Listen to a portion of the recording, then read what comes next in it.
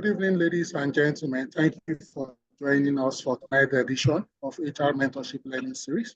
Our facilitator tonight is Fola Vincent, and he's no stranger to us on this platform. He will introduce himself in a bit, but he will be speaking to us on HR Scorecard. Over to you, sir, and thank you. Okay, thank you so much. As I've been introduced, I want to say good evening to everybody, most especially our host, a fantastic person I've come to cherish and admire. So once again, my name is Fola Vincent.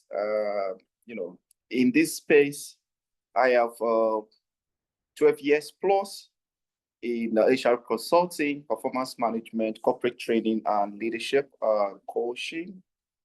I think I was here last 2 weeks or probably last week, so I don't really have to do too much of introduction of myself.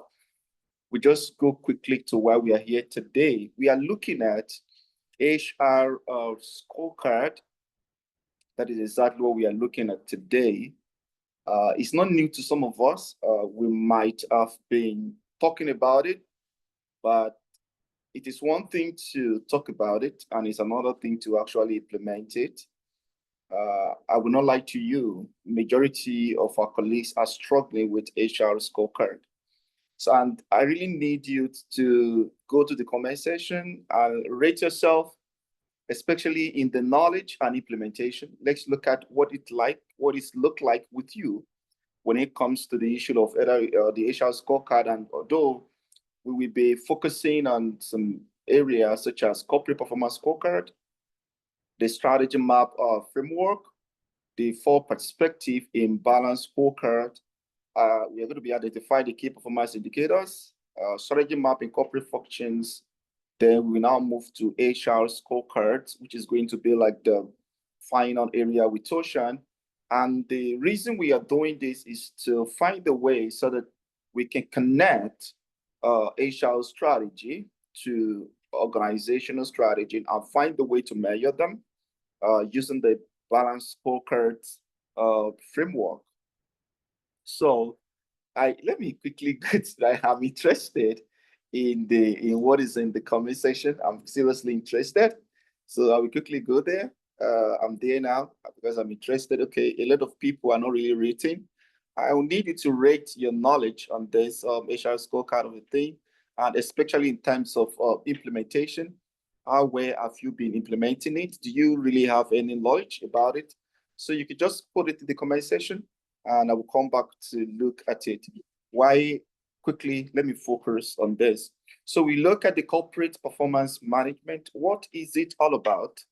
And like I said, this is not going to be new to you. And when we talk about the performance management framework, especially as it relates to the corporate strategy or corporate performance, we look at the vision, mission, and strategy of the organization. And then from there, we look at the strategic map, we look at the key performance indicators, but then we also look at we find a way to define, to measure and monitor and also report all of this, especially the performance indicators. And these are all of the things that actually form the company's strategy. You know, at the beginning of the year, or probably towards December, most organizations actually come together. What do? They come up with company strategy or organizational strategy. And this is exactly where everybody is going to pick from. For HR, we have to ensure that everything you do is aligned to the organizational strategy. Another word for it is strategic imperatives. And this one also cover, we have the tactical area and we have the long-term area. So whether you are doing tactical or you are doing a strategic one, no matter what it is, they will actually define their vision, mission, and strategy, and they will look at their strategy map. And let's quickly look at the component of effective process of performance management.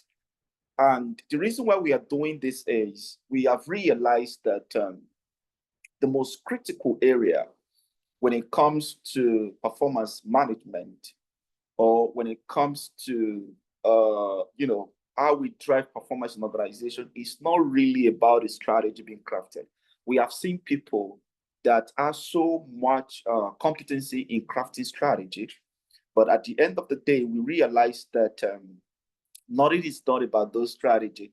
And I will use Nigeria as a case study. Growing up from primary school down to secondary school, I have seen a lot of reform in Nigeria. There's a particular one called 2020 agenda. By the time it was 2020, I was like, I've had this thing when I was in primary or probably secondary schools, and now this is 2020. What has been done? We could actually see that probably little or nothing has been done. A lot of economic reform. Nigeria is very good in strategy, and you and I, we agree together that we are very good as coming up with strategy. And I was looking at the Harvard Review, and they come up with this book called "Why Your Strategy Needs Strategy." I don't know how many of us has read that book. We have the Blue Ocean book that talks about a lot of strategy inside. Then suddenly they came up again after a long time of review. They said that, oh, why your strategy actually needs strategy. Now, the reason why all of these are coming up is that we realize that people have a lot of strategy, but they are not really, getting things done as it should be. So we're going to look at the critical component for effective process of performance management, because it's very important to what we want to discuss today. So we have the performance management process, we have the performance management infrastructure, then we have the performance management culture. And I need you to pay attention, because no matter how good you are in strategy, if this area are not well dictated, you just realize that you will not be able to actually achieve those strategies, or if you implement it, you might not be able to measure it. So we have the performance management process, which we are all, we are acquainted with, which has to do with our performance management circle.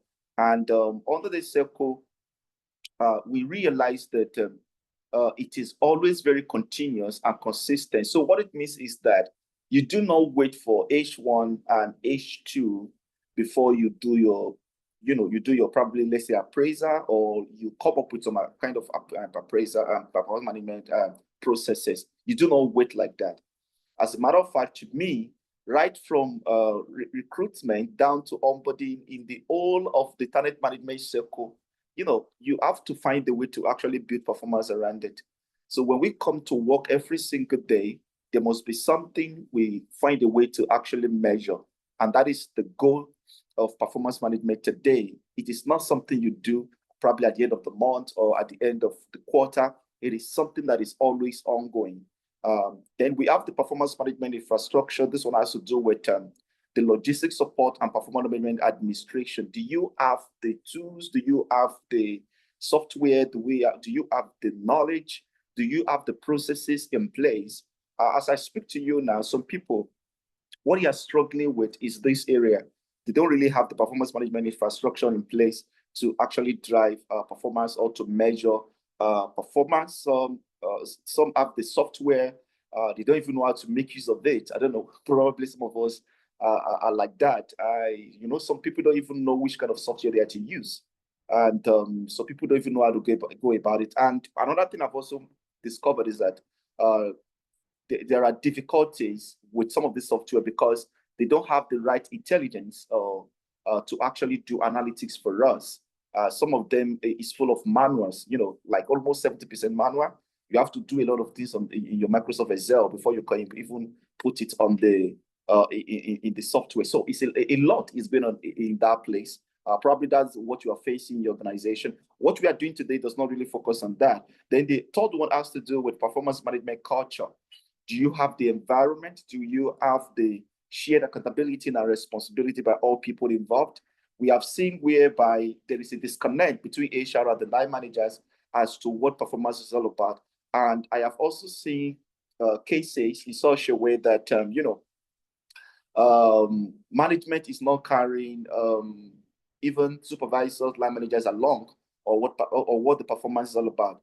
They are not even carrying them along when it comes to strategy. Some people are disconnected from the organizational strategy, no connection. So while organization is going this way, everybody's just going this way. Then some HR actually make some matters very, very worse. They don't even understand. So they start confusing everybody. So now, when it comes to performance management circle, as you can see it in this place, we have the strategy, we have the set measures and target, then we have the plan and execute, we have the manage and evaluate, we have the reward and coaching, and this is exactly the way all of it are. We're going to be looking at this together, and we see how we can ensure that in our organization, we put something in place that can help us to actually measure performance in a great level. So once the strategy has been crafted at the beginning of the year, and the next thing that is so important is to begin to put measure in place and also put target. So measure is a bit different from target. Okay. For example, we could tell ourselves that, okay, this year we really want to achieve 50 billion or 100 billion profit for this year. Probably let's say profit before tax.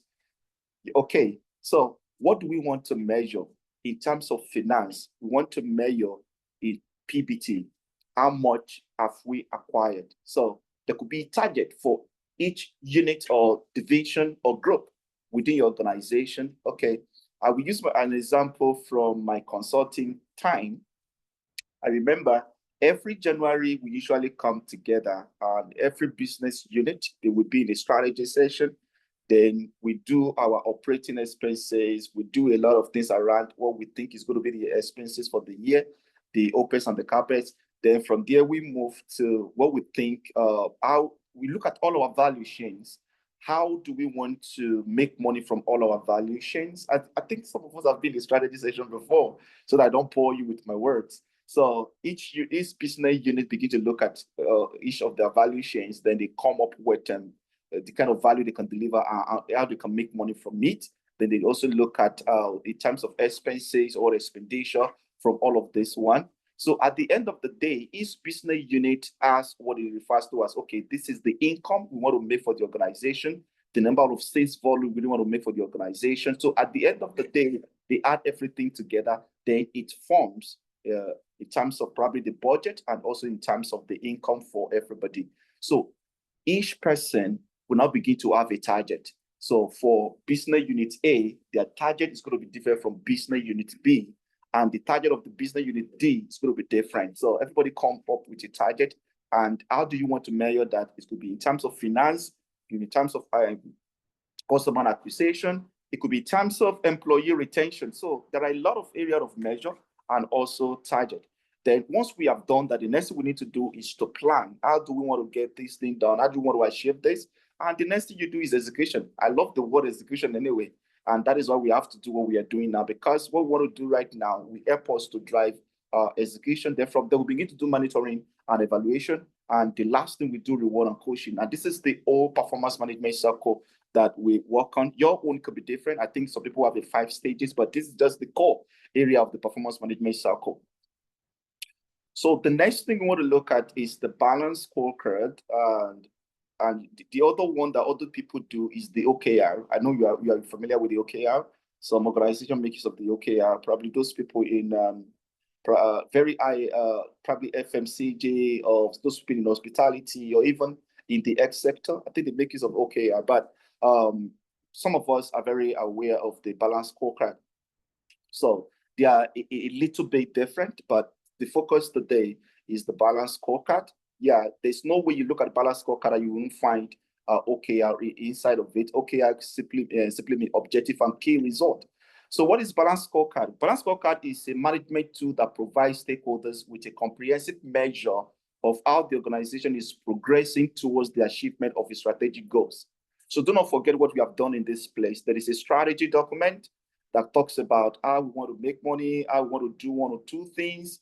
And now the next thing is that a balance scorecard that will measure all of those things. So it is a framework that actually helps us to measure what we said we really want to achieve. So it has something to do with financial and also non-financial measures. It balances short-term and long-term measures. Short-term has to do with tactical, and while the long-term has to do with this, the long-term strategy. Then we have the balance. It balances performance drivers such as leading indicators and also the lagging indicators. Don't worry, I'm still going to talk about the leading indicators and also the lagging indicators. Then we have the leads, the strategic focus and organizational alignment, because we have to ensure that what are the parameters that ensure that we are focusing on what we really want to achieve.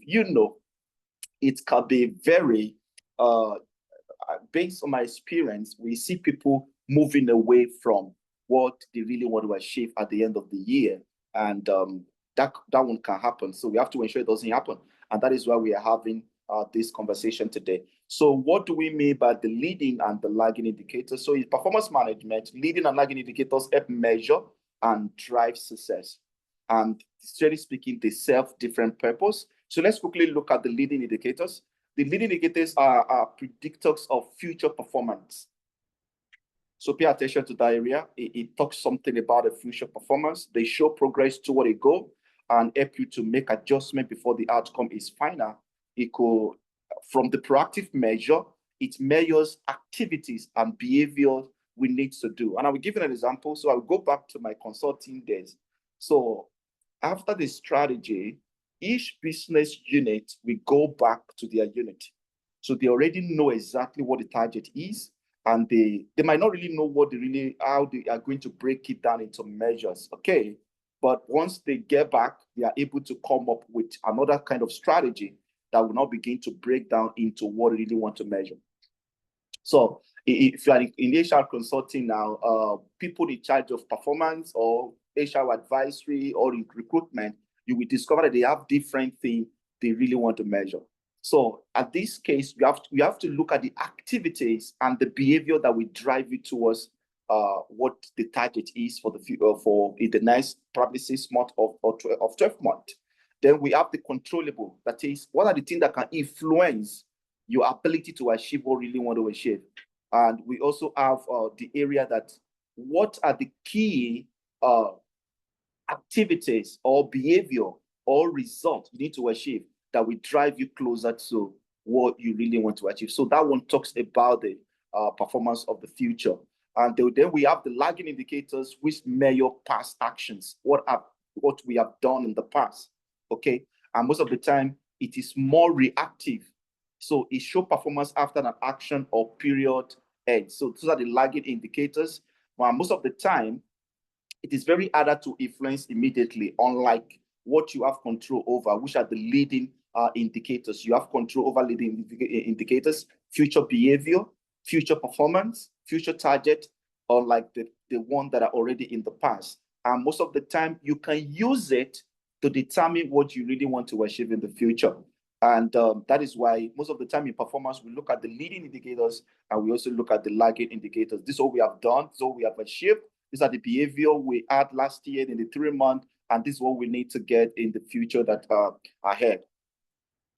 So now there are 4 perspectives to balance scorecard, and let me quickly go over them. We have the financial perspective, we have the customer perspective, we have the process perspective, then we have the people perspective.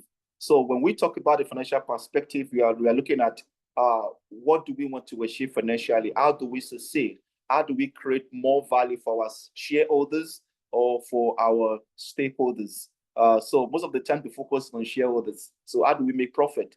How do we reduce cost? So this one has to do with financial. How do we ensure that we are not losing? Then we have the customer perspective is how do we achieve more, acquire more customers and retain customers? How do we help them to achieve their goals and their dreams? So all of these have something to do with the customers in terms of NPS or in terms of TAT, in terms of how you really want to serve the customer. Then we have the processes, which has something to do with probably you're using tools or your SLA, your policies. So all of this one has something to do with, for example, are you using manual and now you want to automate? You also start using software. You want to drive technology in order to also serve either the internal customers so that they can deliver results for the external customers. Then we have the people perspective, which has something to do with learning and growth, employee engagement. So, and all of these inside a strategy, it will be mapped out. And when we now move from here into the HR scorecard, we have to align all of the HR scorecard to this area of the strategy. So let's quickly look at how we map HR, how we map balance scorecard to the strategy. Now, do not forget, when it comes to an organization, the strategy has something to do with the mission, the vision, and also the value.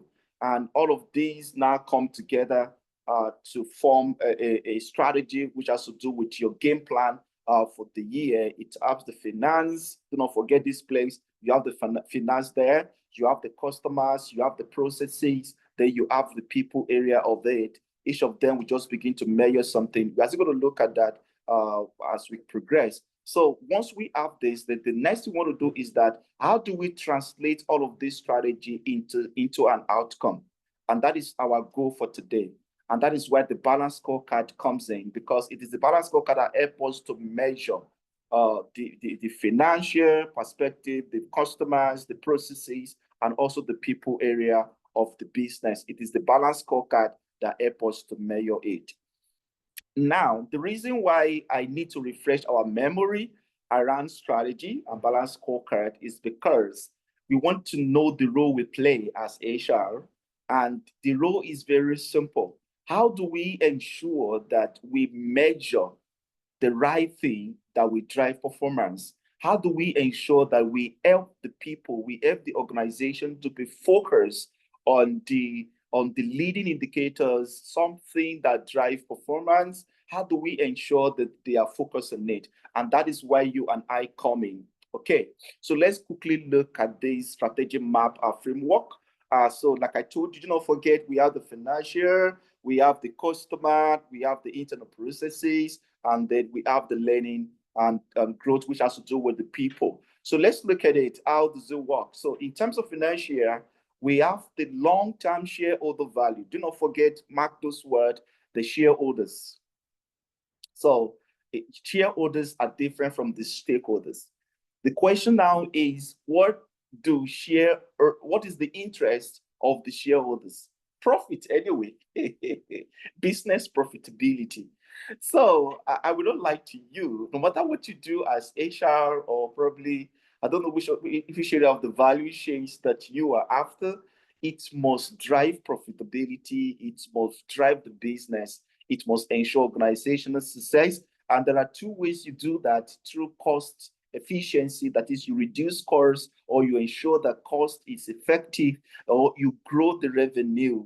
And that is the major target for financial. I understand now that most organizations are now infusing or integrating finance into HR balance scorecard. Hope you're aware. I don't know, probably it's happening in your organization. And there are two ways it could happen. It's either you are driving profit for the organization, or you are reducing costs. You are going to look at how all of us can do that as HR, so that you can take part in creating value for these shareholders. Then we have the customers in terms of pricing, quality, service, availability, and brand. These are the area that, by the time you are creating KPI, these are the area that it has to focus on. Because if you don't understand what I'm communicating now, it can be difficult for you to create KPI. And your KPI, key performance indicators, might not really be effective until you understand all of this breakdown, because this is exactly what makes up the corporate strategy. So we have the customer, then we have the internal processes, such as the operational management processes, customer management processes, innovation processes, regulatory and social processes. And when you look at majority of KPI today, you will realize that it showcases all of this. Every department, we actually partake in all of this, from the finance down to the customer, down to the internal processes, and also learning and growth. So if you look at your KPI, a standard KPI must have all these four. So don't worry, we are still going to break it down and say how your KPI, you can go back and modify your KPI so that it has all of these indicators. Then we have the people area, which has to do with the human capital, the organizational capital, and the information capital. The information capital has to do with knowledge management, okay? And most organizations are not doing anything about it today because of issue with turnover, and they are seriously losing their knowledge capital. Let me quickly say knowledge capital. they are seriously losing it.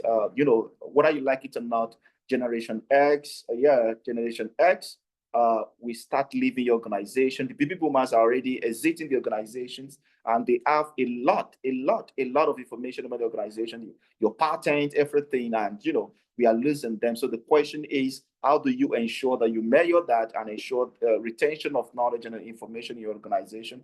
Then we have the organizational capital, which has to do with the resourcefulness, which has to do with what they have been able to build over the years in terms of processes. Some people build a software for organization. Some people actually come up with automations, and all of those knowledge should not go, because these are organizational capital. Then we have the human capital, which has to do with the individual in terms of competencies. Some people actually have competency framework, and they find a way to ensure that it infused into the KPI or into the balance scorecard. So let me quickly go back to my former life as a consultant. Immediately we are done with the strategy, and each department has come back to their respective department. Then the next thing they do, they come up with a KPI. They come up with a KPI, and each of these KPI must be aligned. So I usually find myself in L&D anyway. So for L&D, organization might have told us that, hey, hello, in your unit, we need you to bring in 20 billion. Yes, 20 billion. If that was the agreement during the strategy session or during the stakeholders engagement session, if we agree that, okay, do not worry, based on the market share, based on the market analysis, we should be able to bring in 20 billion. So the next thing we do in our department is to look at, okay, how many are we? What are the grade level, the manager level, the analyst level? Then we begin to break it down until the last person within the organization have their own share of the finance. They have their own share of the customer area. They have their own share of the internal processes. I could remember those times, we usually focus on innovation. Were you able to bring in innovation into what we do? We focus on the innovation. Then what of the regulations? Then what of the customer ability to use some kind of probably some EAP or CRM, or, especially some of us that we have to come up with LMS, cost authoring. How many of you can use cost authoring and create a value chains from it for the organization or also for the customers? So all of this, everybody begin to have their own share depending on your grade level, depending on capacity you have to bring all of this. Then we also have the people focus, whereby, okay, we want you to learn this, or even beyond that, we want you to be able to create something for the organization. Okay, what can you create for the organization in terms of our information, in terms of our organizational capital? So all of this is broken down for us, and everybody understand their KPI so that we'll be able to run with it. So each person with the organization should be able to have their financial spread out, their customer focus area spread out, the internal processes spread out, and the learning and growth actually were spelled out for each person with the organization, from the entry level even to the executive level. So we're going to be looking at, so from here, we are going to come up, with our KPI, and because, this is what make up your balance scorecard: finance, customer, internal process, and learning and growth. So now we want to go into more way of actually finding a way to measure that, okay, we are achieving result or we are going in the direction of the strategy. So I need you to pay attention to this place because it's getting interested now. I have seen so many people coming to me asking me, Fola, please, can you give me a template for KPI? Can you give me a template for this? Can you give me a template for this? Nobody is born with some of this thing. Once you understand how balance scorecard is all about, then we are able to come up with this. Yes, it's going to be very different from every department. I'm going to try my best today to ensure that we are able to cover one or two departments. Okay, so let's look at this. So here, you do not forget the perspective, the four perspective. We have the financial, we have the customer, we have the internal processes, then we have the people. Now, this is what I want to call your attention to. I have reviewed so many KPI, and I realized that all of these four are not captured. Some, it could just be number one. Why some? They will just do financial and customer, no internal processes, no people. because I have seen some organization that does not place priority on learning and development. That shouldn't be a shock to you anyway.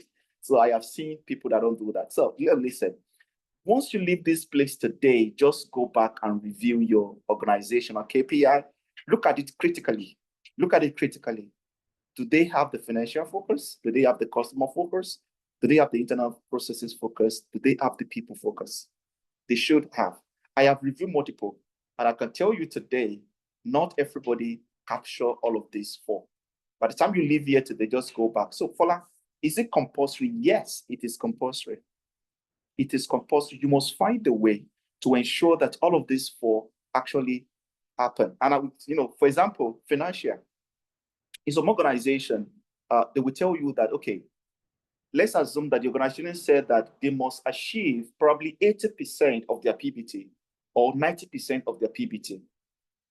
And they will freeze it for everybody in the organization. I said that, okay, there's a particular portion of your KPI. We are going to freeze it that once organization achieve their 90% of the PBT, the weight for your organization could be 10%, or the weight for your department could be 5%. The market facing is going to be different from the non-market facing or from the back office facing. But the truth of the matter is that we want everybody to partake in the finance. Why some organizations, okay, don't worry yourself about the PBT, do not worry about yourself whether we are making profit or not. But what we want you to do for us is that we want you to reduce costs in your department. So you need to do something that will ensure that you are reducing cost. So some will measure that for you. Okay, is your project, does it meet budget or does it not meet budget? So everybody have to take part in the finance. And when you look at some KPI, you don't see it. It's different. You didn't see something like that. So we will tell you, hey, am I the market facing? Am I CCO? Am I this or that? Now, the same thing with customers. We must be able to say, okay, for example, in some organization, they freeze NPS for everybody within the organization, NPS. So it's either they measure you internally or they measure you externally. What of internal processes? If you don't have anything to do internal processes, just put innovation. Is this person innovative in his department, or is he innovative within the team? So you could put something around, innovation. And what of people? Development. People should learn. So you should be able to measure learning. It could be 10%, it could be. So when you look at what we have in this place, the most important thing is that there's going to be perspective, there's going to be objective of what we want to do. We are going to have the KPI where we're spread out. And listen, probably we still have to come up with a reclass on KPI because some people don't really know how to come up with a KPI. So if I understand the strategy of your organization, and there is a way you can break strategy down into objective, then from objective, you can break it down into KPI. Now look at this. For example, financial, increase revenue growth. So the KPI is what? Revenue growth rate. So now it's making sense now. What is the revenue growth rate? So we can say 70%, and we can say 80%, we can say 90%. But objective, if you understand the objective, from the objective, you should be able to form your KPI. So what is going to be the target annually? Okay, probably for a particular unit, we want to make it to be 10% or want to make it to be 30%. It depends on what you have agreed from the strategy session. So there you have the weight, and the weight is, for example, if you have 3 people in a department, you have a manager, you have an assistant manager, probably you have just ordinary officer or analyst. Apology for using the word ordinary. You have officer or analyst. This one could make the difference in terms of weight. So the weight you allocate to a manager can be different from the weight you allocate for an assistant manager, and it can be different from the weight you allocate for officers. But the most important thing is that by the time you add everything up, it must be 100%. That is the most important. So most of the time, line managers always sit down to their direct reports to come up with a KPI. So one question you might need to ask me right now is, who does the work of the KPI? It depends on how your organization is structured. Somebody like me, I want to hand over the job to the line managers and the direct report. Let them sit together and work it out. Then let them send it to me. Then I have a meeting with them. Then we agree, and everybody go. But I am going to create a KPI for the whole unit, starting from the strategy, and we are going to sit down to do it together. So, hello, sir, you are the unit head of this department, and this is the strategy of the organization. So this is what we want to do together now, and we are going to agree. Okay, in terms of the financial year, you have agreed that you're going to be giving us 20 billion. So if you can achieve the 80% of this 20 billion, then you have the overall 20% for your team or for yourself. So find a way to cascade all of this to your direct report or to other units within your department or within your group. So you find a way to do that. So how do we measure that? So you have to find a way to, where are you measuring it from a source? There must be a source. So in terms of customer, so this is what it look like to actually have a KPI broken down from your balance scorecard, and a lot. By the time you get this, you could actually look into it and come up with something great. So another question we usually have is that, Fola, we understand that from the strategy, you have come up with the financial, the customer, internal processes, and people. But there are other things we want to measure. For example, how do we measure in terms of job descriptions? Yes, there are ways. If you understand what we are doing today, you can begin to go back and review your job descriptions. Because every job description are cascaded or are derived from the job analysis. Okay? From the job analysis in terms of specification and also job specifications and job descriptions. And where did you get your job analysis from? So somebody should have come to do the workforce planning and say, okay, this is what we want to do. This is where we are going. This is how HR or people in market facing is going to support the business. Somebody will do a very thorough job in that place and come up with the job analysis. And from there, come up with the job specification and job descriptions. Then from the job descriptions, you're able to go down into the KPI. So if there is no alignment between your job description and KPI, that means somebody has not done his or her homework very well. So what you do as HR leaving this place today is you can pick like, okay, you can do 2 units or 2 departments and say, okay, I'm going to quickly look at the KPI of this department and also the job description and specification of this department and see if they are well aligned. So then if they are well aligned, then you are also going to go a little bit further. Let's look at what this organization is going to do for our firm and see if it is aligned. So there must be that kind of alignment, and everything is coming from this balance scorecard. So you can't just wake up and create job description just because you want to create it. You have to bear in mind that the reason why you are creating that is so that you can measure performance. So, Fola, what should I do if there are other area of my job description that is not captured in my KPI? Do not worry. There is a way you bring them in. Okay, I will also use an example. Okay, let's assume for me as HR, my job description major is recruitment and, recruitment for the, let's just say I'm in recruitment. So the question is, what do we do in recruitment? We feed the business with the right talent. So there are other things we begin to look at from the onboarding down to the last stage. So everything would have been documented in the job description. For example, time of hiring. How can time of hiring affect the business? And I will give you. There is one of my mentee. I'm not sure if the mentee is here now. He might be listening to me right now. That was probably 2 years ago. So he called me and said, sir, I need to recruit 50 people to fill a particular business unit. And if I don't do that, we'll be losing so much money. At least we'll be losing close to like probably 20 million per month. Then we sat down. I was understanding. And he said, the MD said, I might lose my job if I don't do it because they are losing money because the recruitment, we are not recruiting or we are not getting the right candidates to recruit. So can you say the way recruitment is attached to finance? So time of hiring can be attached to finance. Somebody can come up with, okay, we want you to hire, the hiring rate should be, let's say, probably within time, probably 30% or 25%. And somebody will tie it to finance and financial goals or financial measure and come up with something. So every job description, if you look at them critically, they have a way of being attached to finance. They have a way of being attached to customers. They have a way of being attached to internal processes and also the people. Go and look at it very well. So once you identify those area of those descriptions or area of the accountability, what do? You fix them. You fix them. The one you're supposed to fix into finance, you fix into finance. The one you're supposed to fix under customer, you fix it under customer. The one you're supposed to fix under internal processes, you fix it into internal processes. The one you're supposed to fix under people, then you fix them other people.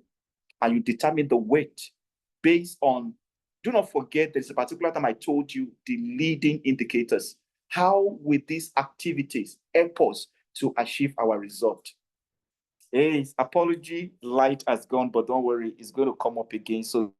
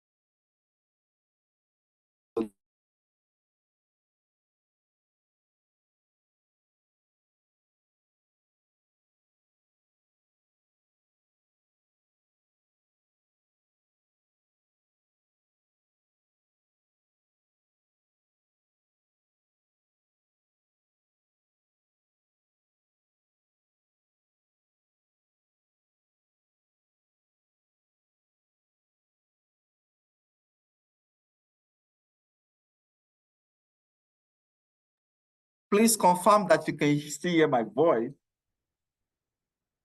Hello, can you Yes, I confirm? can hear you. Yes, we can hear you. Okay, thank you so much. Thank you so much. Just give me a few minutes. I want to connect back to my video, but if it's not coming up, don't worry. I will just continue with what I'm doing so that I don't disrupt you again. Okay, let me continue. Please confirm that you can see my screen. Yes, please. Yes, I can see your screen. Yes. Okay. Okay, thank you so much. So this is another sample of what we are working on. So by the time you are given these materials, please, you can look for other sample. The most important thing is that it's the same principle for everything that we are doing. So let's quickly look into HR strategy map. Now, what I have done to this level is about the corporate strategy, okay? And everything that we do in HR is to ensure that we are able to align our strategy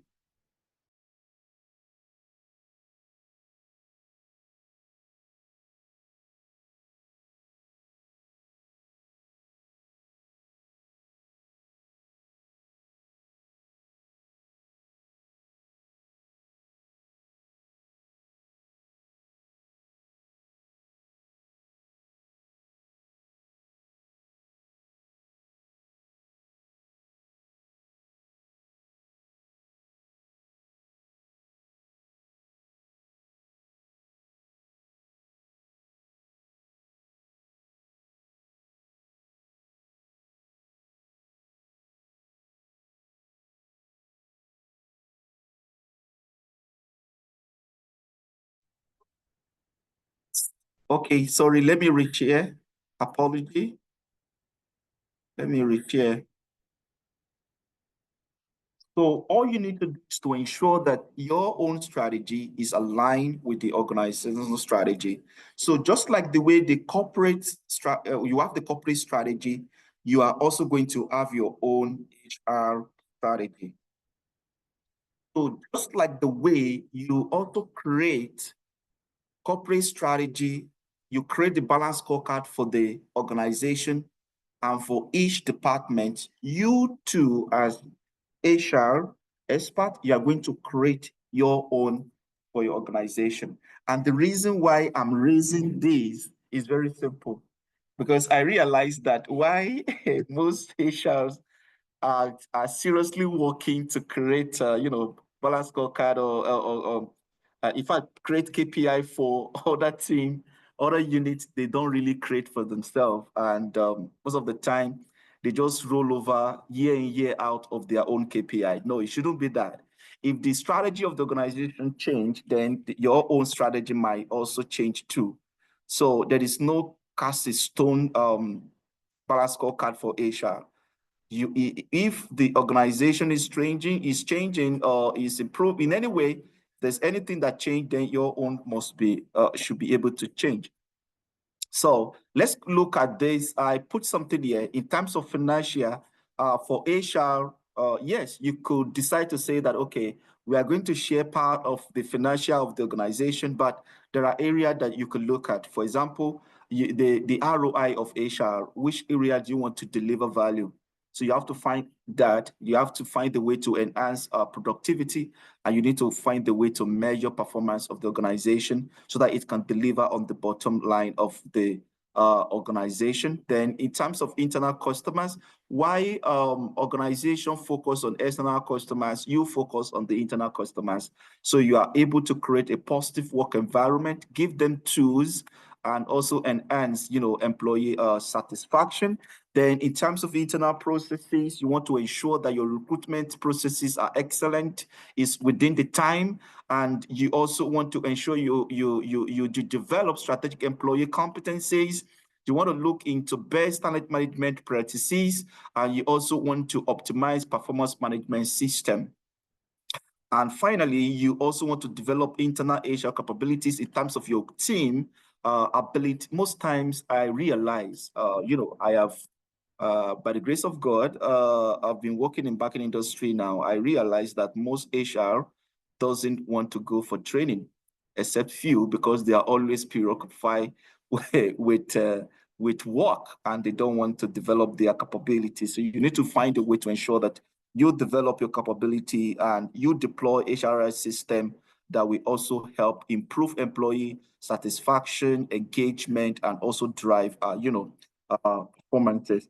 Let's quickly look at, I'm rounding up your personal HR scorecard. So just like the way we have the organizational scorecard, and do not forget, we are trying to align our own scorecard with that of organizational scorecard. So you're going to be having your strategic objective and key performance indicators. So somebody called me, was it last month? I said, Fola, I'm developing my HR strategy for the year. How many strategies should I put there? So I want to ask you, so that you can go to the comment section. How many strategies should you come up with? So there is a rule of thumb for strategy. It should not be too much. It shouldn't be too much. Having 10 strategy, 20 strategy, you'll be wasting a lot of energy creating them. Don't let it be too much. Yeah, you could have 3, 4, 5. Maximum, probably you have 6 for the organization. Even the organization itself might not really have more than probably 6, or highest, probably 7. So do not create too much of strategy. Some organization HR strategy is just 3 or 4.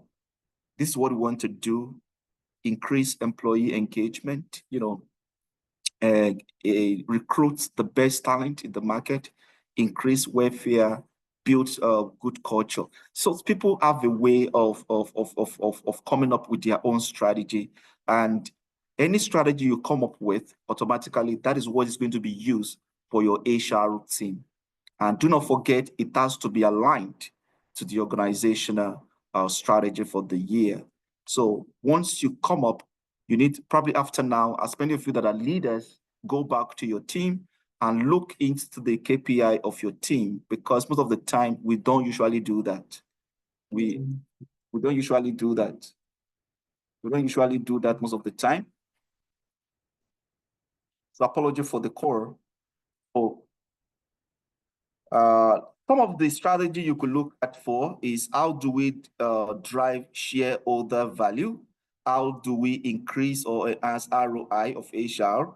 How do we enhance employee productivity? How do we create positive work environment? How do we increase employee satisfaction? And what of culture? How do we develop strategic competencies? How do we apply excellent recruitment processes in terms of best practices? How do we implement best talent management processes? How do we optimize our performance system? How do we develop internal HR capabilities? How do we deploy the best HRIS system? So those are the things you begin to look at. And finally, look at an example of a KPI for a manager. You know, we have the recruitment, we have the training and development, we have the performance and career management, we have the employee retention and productivity. A lot. There are so many, a lot here. Where I want us to actually pay attention to is this place. And for you as HR, no matter what is on your KPI, please go back. Go and look at how your unit want to help the organization in terms of finance. Yeah, we might not send you to the marketing team, but you must find a way to say that in this, our HR team, this is what we do to ensure that we increase the profitability of the organization. You can reduce cost around recruitment, reduce costs, and ensure you come up with automation and all of this. So this one could just be the focus for the HR. We want to reduce costs for this organization. Then we want to support the employee. Well, you can come up with an initiative and say that we want to support the employee in such a way that, especially the market facing or the customer facing, so that we can drive productivity and increase performance. And by the time you come up with a strategy around that area, you must find a way to measure it. So you can come up with one HR strategy or one HR initiatives that target finance. You should also come up with one HR initiatives that target the internal customers in terms of productivity, positive workplace environment. We want to MPS, great place to work, you know, all of those. Then you put it there and it's on the KPI of everybody. Then one of the internal processes, we are tired of all this manual. Can we work together to ensure that we can automate what we do? I remember that time in my former place of work, before I moved to where I am currently, I remember what we did together in the L&D department, whereby, okay, how do we do it in such a way that we can reduce too much of analysis and let us come up with our data. Let's automate our data and put it on the cloud and come up with Power BI in such a way that our data can be measured just like in real life. And I remember that time, it was something we decided to do and we did it. And we actually did it. And capability, although majority of us that did that project now, it seems we have almost all left. And that's what we are talking about. How do you retain organizational capitals in terms of human capitals and in terms of information or knowledge management? How do you do that? So these are the area that every human resource expert should focus on. So we'll be stopping here, and I want to say thank you for listening to me. I think today's lecture is more of, like we have this conversation around what we have just done now. So there could be questions, and beyond questions, there could be, people that really want to add to what we have just done today. So over to you, everyone. I want to answer some few questions. Thank you, everyone. Please, can you confirm that you can hear me? Yes, please. I can hear you. We can still hear you, sir. Okay, thank you. That will be all from my presentation today. Thank you.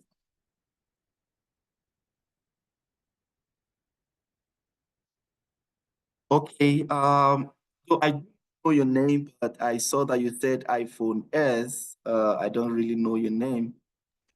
You can unmute yourself and speak. Go ahead, please. Well, thank you. Thank you for that. Thank you so much for this session. Yes, my name is Austin. Thank you. I indeed enjoyed this session as usual. You're welcome. Fortunately for me, this is one of my very core areas of interest in our HR practice. Fantastic. Yes, just one or two questions that I want to ask here so that to throw some light on it. Now, first, what you just showed us tonight is that of balance scorecard. Now, there are some organizations that do not use balance scorecard, but yet they have their strategy document at the corporate level down to departmental level, and of course, cascaded down to team members. Now, my question is, for organizations that are currently not using the balanced scorecard method, but then they still have their strategy processes from corporate to department intact, do they still need to use this template that you displayed now? That is one of my major questions. Probably I'll just take the second one at the same time. The balance scorecard is one tool that I am also very, very much interested in and familiar with to some extent. Now, some organizations that are already using other methods of performance management system, first of all, trying to introduce the balance scorecard becomes a struggle. In that case, what do you suggest we do in order to introduce the balance scorecard into the system? Thank you. I think those are the two questions I want to ask. Thank you so much for that.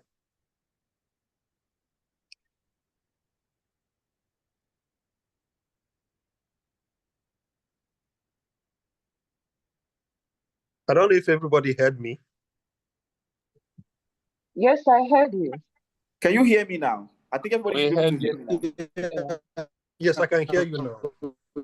Okay, let me do this. You should be able to. Sorry, I'm using two screen.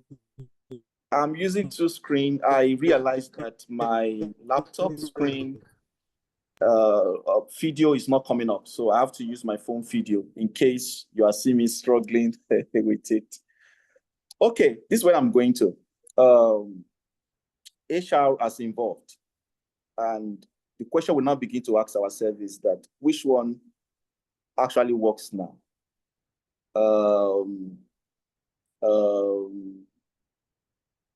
We have the people. Some people are using AKR. I could remember there's a particular firm I worked in. They didn't use balance. They didn't use balance scorecard. What they used was OKR. That is objective and key results. But when you even look at that framework, you could, although that framework most of the time take care of the short term and also find a way to also take care of the long term. What it means is that they don't usually wait for your usual H1 or H2 before they begin to measure this kind of result. And most of the time is always for high priority organizations that don't joke with performance. We are not saying that balance scorecard does not measure performance and that it's not effective. It's very effective. It's just the balance scorecard is more robust and is also very, very futuristic, capturing every area that probably OKR might have rejected. In my experience over the years, I realized that balance scorecard is very easy to deploy if you understand the framework and you understand how to map it with the strategy. And that's why I thought of us started with the strategy.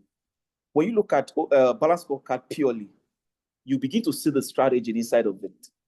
In fact, you can easily put it, say, for this organization, this is the financial strategy, this is it. This is what the target is. This is what we want to measure. For the terms of customer, this is it. This is what we want to measure. Whether an organization is coming up with 10 strategy per year or they are coming up with 20 strategy per year, you could easily see balance scorecard taking good care of all of them.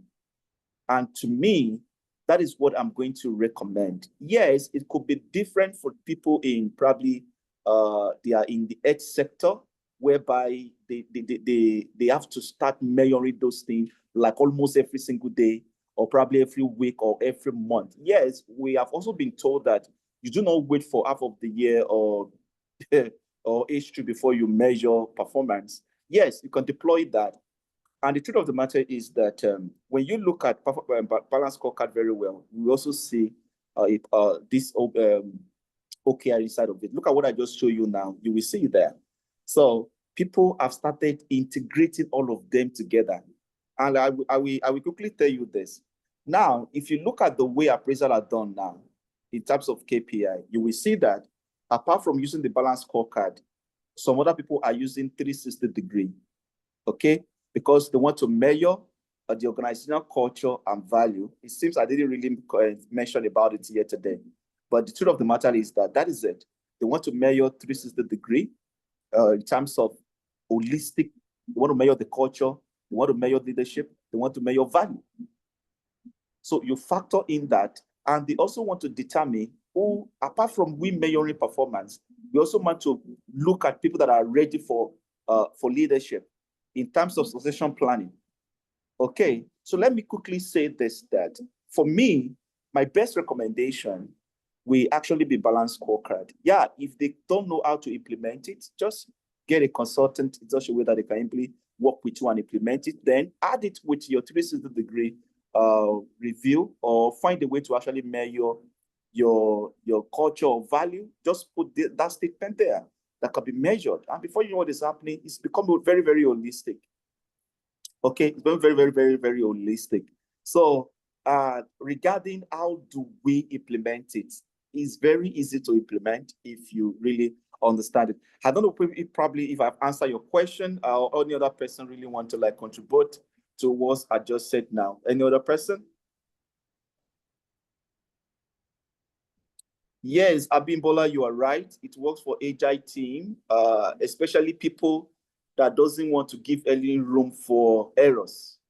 They just high executions. Yeah, so, and they don't have to leave. They don't have to wait for the end of the year. Yeah, it worked for them. Yeah, HR team. You're correct. You're correct.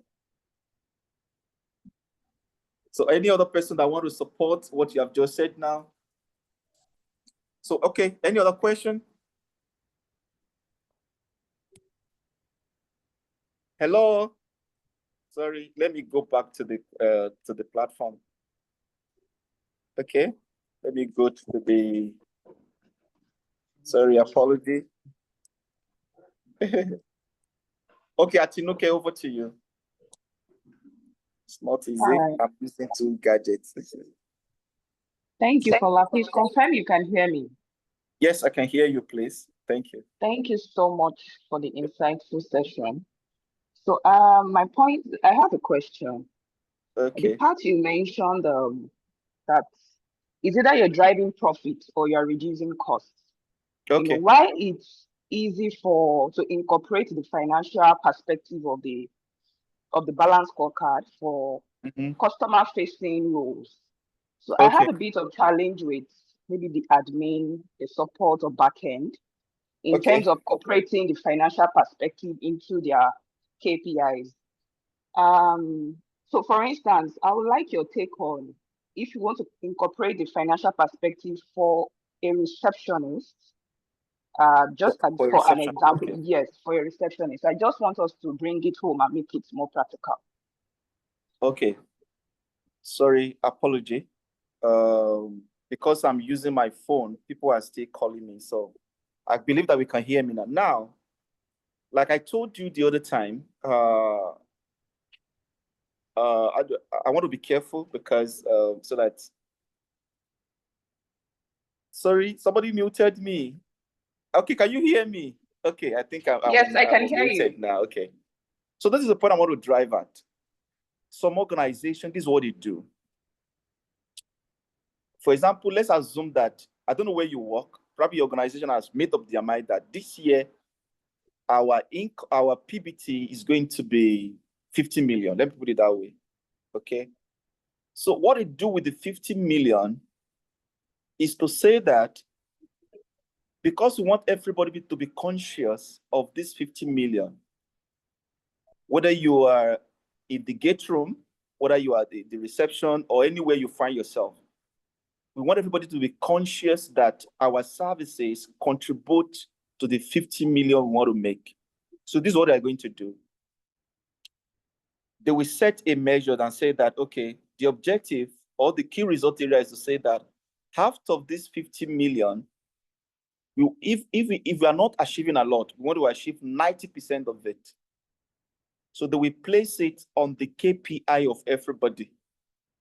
And the next thing they will do is that they will pick a target or a weight for reception and even for gate man. They can say that for reception is going to be probably 5% or it's going to be 10%. So it is now the supervisor of that receptionist or of that gate man, we now have to explain, because that's most thing we don't do in organization. We do not explain the KPIs to the owners, to the people that have them. We do not explain it. So you will not have to explain that, see, anything you do here contributes to the profitability of this organization. So you have to tell the person that when you send customers away at the gate room, it will affect this 50 million you want to make. You talk to the receptionist. When you do not make customer feel good, happy, or giving positive experience, is going to affect this finance. And let me ask you this question. From the gate room to the reception, is it possible, is it not possible to send customers away and lose business and block the source of income for the organization? Yes, it's possible. So we have to do that so that it doesn't happen. So what do? We communicate it to the gate man. We communicate it to the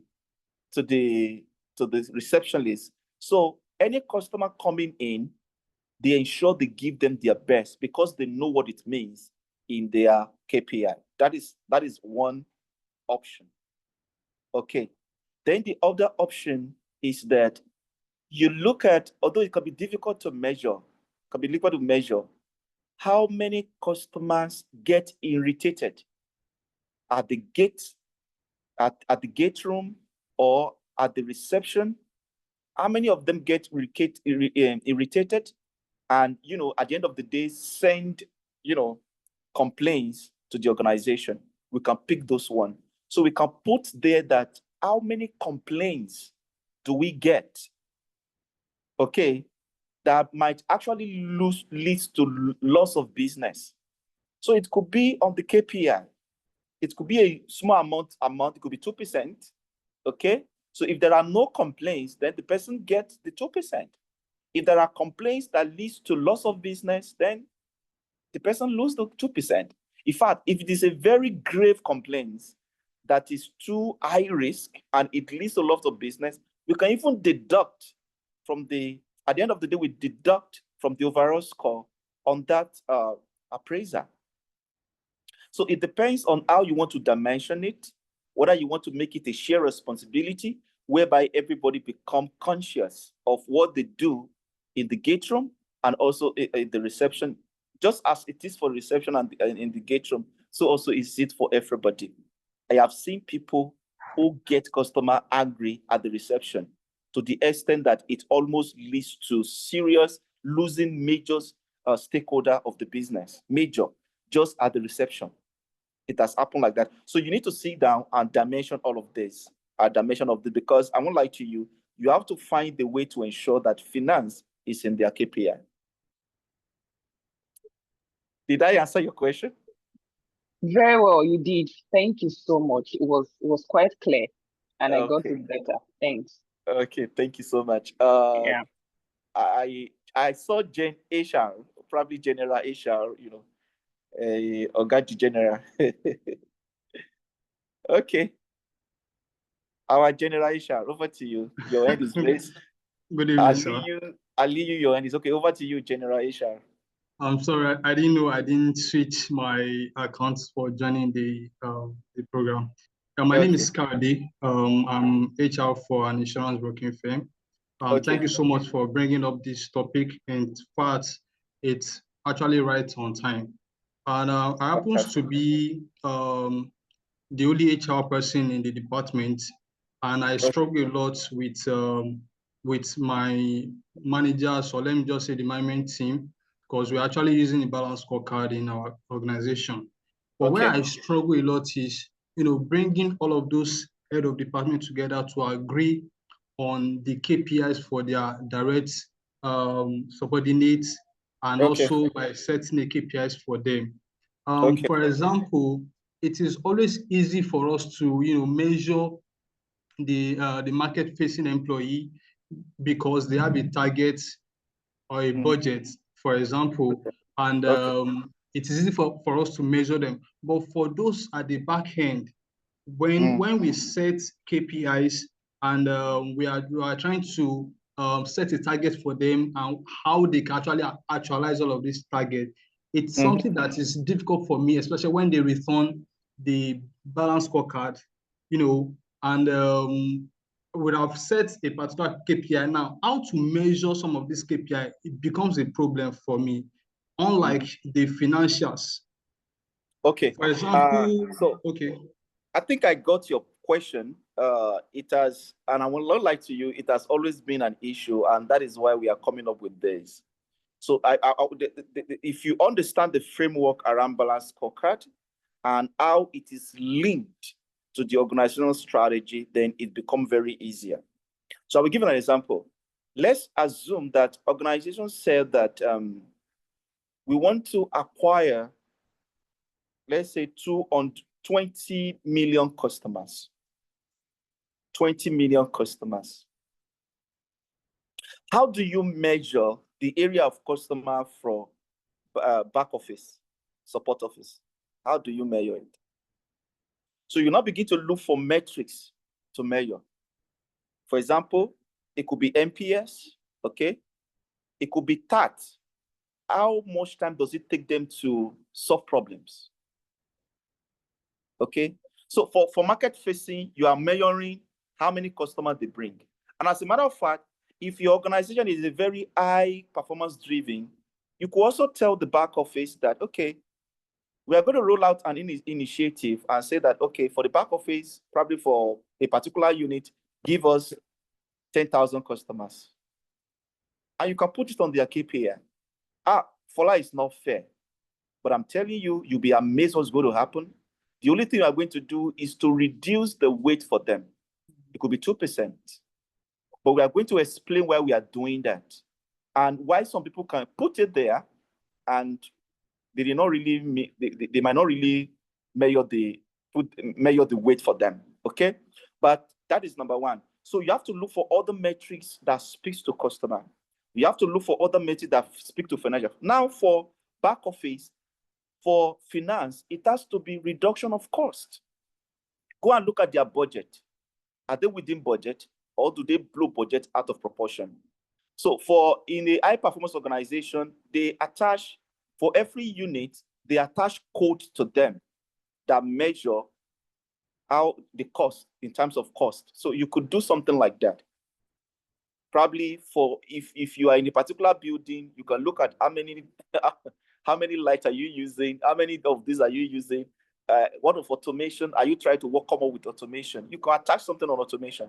So at the end of the day, everything still find the way back to the strategy of the organization for that year.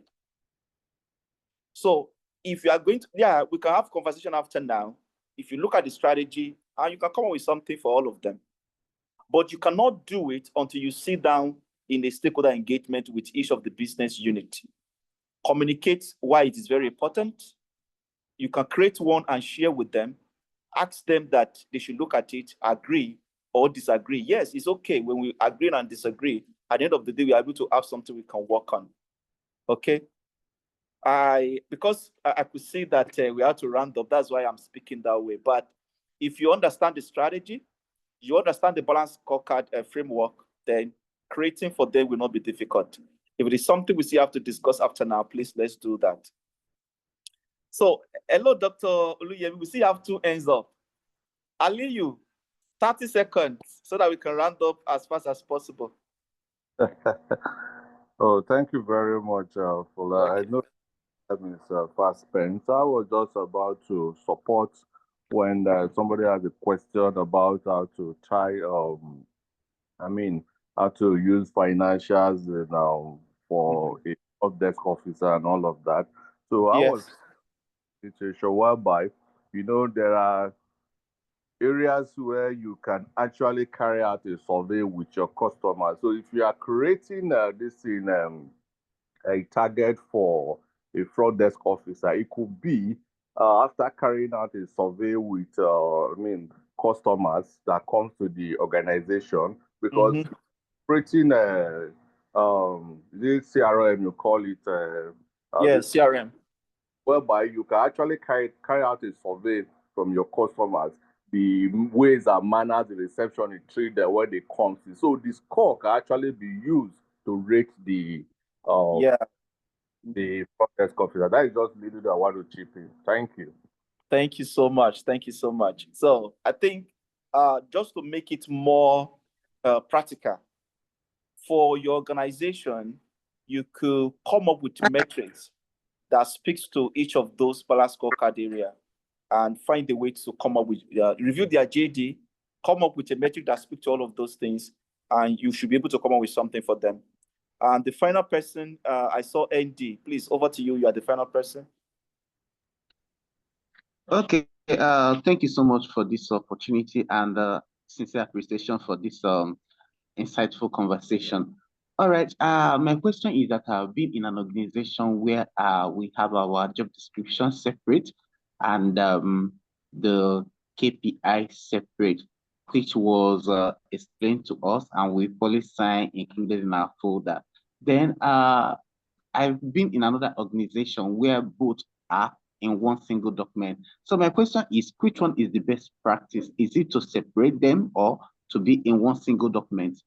Or which one, just generally, which one is the best practice for KPI and JD? Okay, when you come to an organization, even before you come in, they might have sent your JDs to you. Okay, and which I also said that it is not cast of stone. JD can be reviewed from time to time. Okay, so JD is not the same thing as KPI. So once you join that organization, somebody will need to come up with your KPIs. And most of the time, it could be your line manager or your line manager work with the HR. So you still have to have the two documents. JD is not the same thing as KPI, okay? So for your, we can pick part of your KPI from your JD, then also look at the strategy of the organization and pick part of your KPI from the strategy of the organization. You can also look at the strategy of your unit and also pick part of your KPI from the strategy of your unit. So it's now become like a function of what is the strategy of the organization? What do they want to achieve? What is your role in what they want to achieve? What do they refer to as their key result, the objective for the organization? Then what is your department saying that this is how we want to support this organization and this is the role you are going to play? Is coming to your KPI. Then there is part of your JD, which I already explained, that everybody here today should go back and ensure that there is no misalignment between the KPI and also the JDs. If you need to review the JD and update it, please go and do, so that everything aligns with the organizational strategy and also your unit strategy to help achieve the organizational strategy. So what it means is that both documents you must have. Hope I have answered your question, Andy. Okay, yes, both of them must have it, but is it in a single document or separate documents? It should be separate. It should be separate. And most of the time, your KPI are in the central internally somewhere. You know, you can begin to see JD. Yeah, I got what you're trying to say, because I have seen some people that put KPI inside even JD and send it out. Why are you? Please don't do that now. Just send JD and leave your KPI out of it. KPI is internal, very sensitive to the internal it's confidential for the internal. Please let's make it together. Thank you. Akpabio, time has gone. Before Dr. Yemishi, all of us come out from here. Okay, oh yeah, Akpabio, just 1 second, or let's say 5 seconds. Okay. Thank you very much for that. I think this conversation today really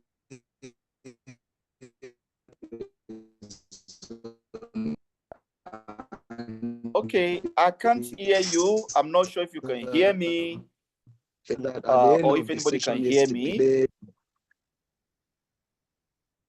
Can you hear me? Yeah, I can hear you now. It's network. Okay. If you can. So I can't hear you again. I think you could drop your question in the chat box.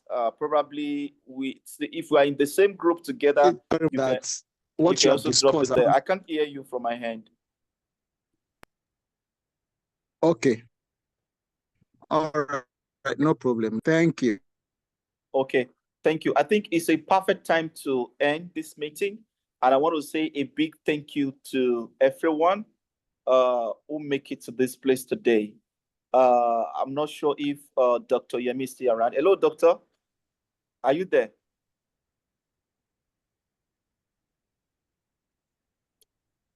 Is Dr. Yemi there? Maybe somebody should chat him. He said we should allow him when we want to close.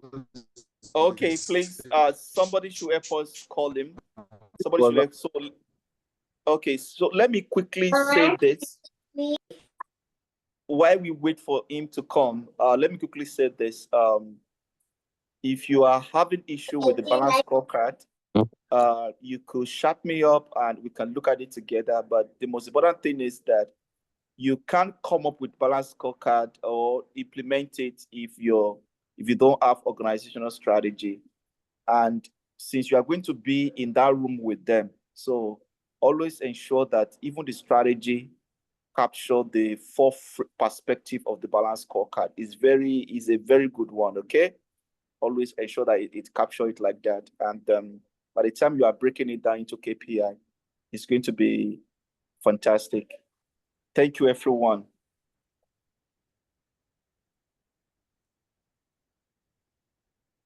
Thank you, Mr. Fola. Appreciate it. Thank you so much. Thank you. I've chatted Dr. Oluyemi.